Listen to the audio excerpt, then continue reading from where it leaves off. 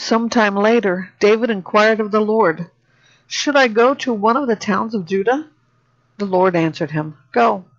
Then David answered, "Where should I go?" "To Hebron," the Lord replied. So David went there with his 2 wives, Ahinoam the Jezreelite, and Abigail, the widow of Nabal the Carmelite.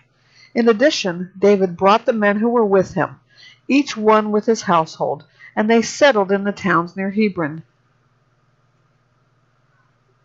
Then the men of Judah came, and there they anointed David king over the house of Judah.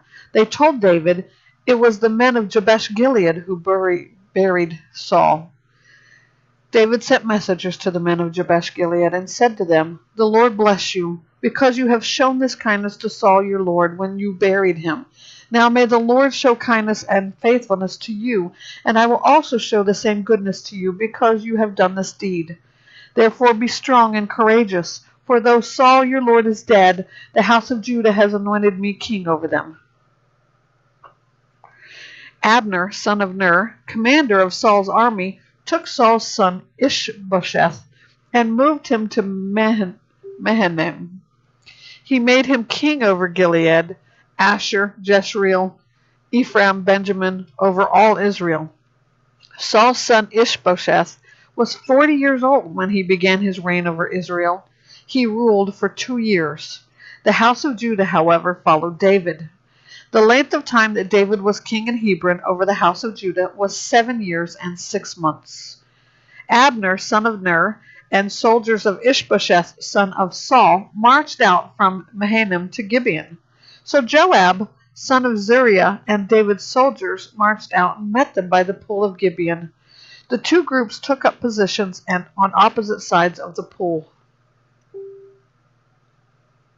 Then Abner said to Joab, "Let's have the young men get up and compete in front of us." "Let them get up," Joab replied. So they got up and were counted off, 12 for Benjamin and Ishbosheth, son of Saul, and 12 from David's soldiers.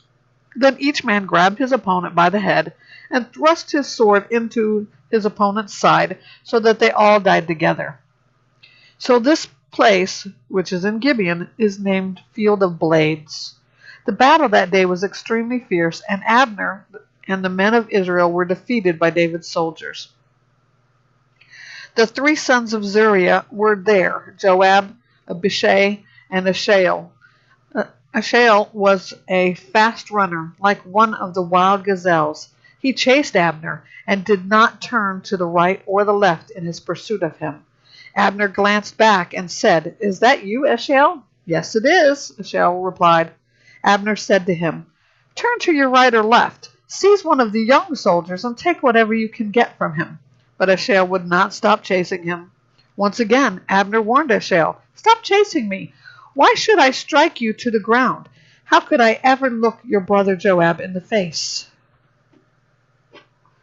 But Asahel refused to turn away, so Abner hit him in the stomach with the end of his spear. The spear went through his body, and he fell and died right there. When all who came to the place where Asahel had fallen and died, they stopped. But Joab and Abishai pursued Abner. By sunset they had gone as far as the hill of Ammah, which is opposite Giah, on the way to the wilderness of Gibeon. The Benjaminites rallied to Abner. They formed a single unit and took their stand on top of the hill. Then Abner called out to Joab, "Must the sword devour forever? Don't you realize this will only end in bitterness? How long before you tell the troops to stop pursuing their brothers?" "As God lives," Joab replied, "if you had not spoken up, the troops wouldn't have stopped pursuing their brothers until morning."